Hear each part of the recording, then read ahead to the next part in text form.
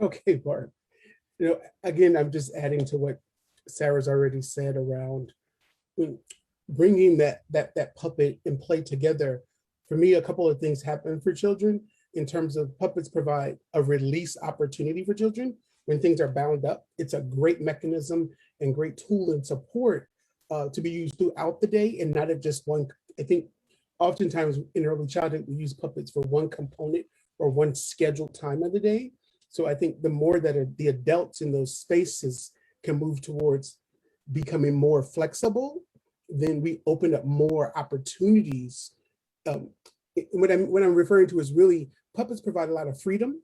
So even within the structure of the classroom or the play group or the co-op or whatever, wherever you are with young children, they provide limitless freedom in this way, back to that risk-taking part around things that are challenging for them.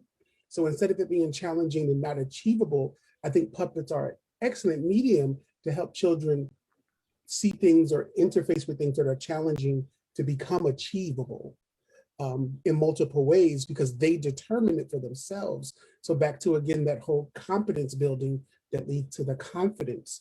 So for me, if we're consistent with it, like Jamie's really consistent with her use of puppets, her use of puppets, I think that creates that path for them in terms of building that and it becoming a release opportunity that the adults can walk away from.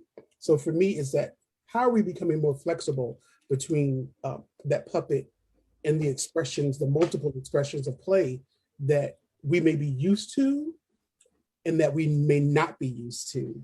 So I think there are multiple ways to do that. And I think Sarah and Jamie both spoke about that perfectly around there are structured opportunities and then there are multiple unstructured opportunities.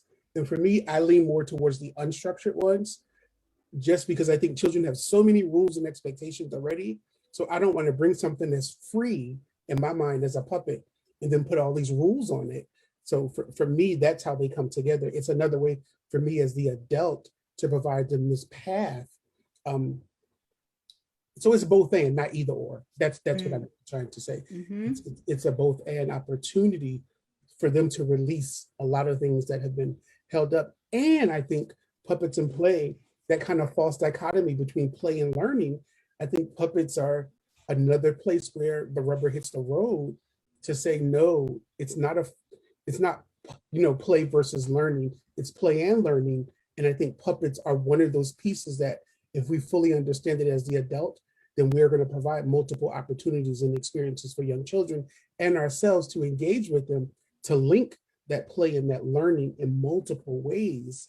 So I think it's just one of our untapped resources in early learning spaces. Thank you. Lou says in the comments that she's loving your explanation of this connection, Sean.